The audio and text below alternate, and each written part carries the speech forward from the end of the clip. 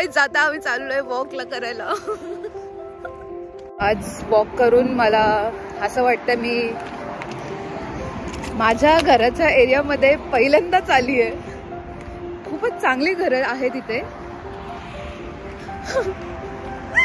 आणि आदित्यचं म्हणणं की तू मला वॉक केल्यानंतर अजून जास्त शांत वाटतं.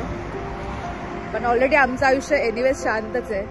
Look at me, such a peaceful pretty lady.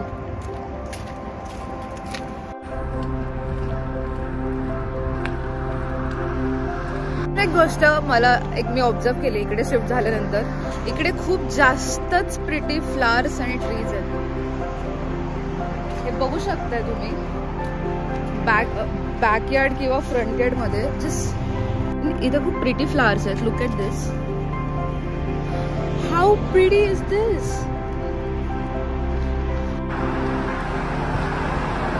आम्ही आता वॉक करत करत विलेज मध्ये आलोय. तिथे आम्ही 100% नव्हतं यायला पाहिजे. And that's the person who is responsible for this. We are already out of budget, but who is guilty today? That's ramen. काही खरेदी करणार आहे का? थोडंसं तरी.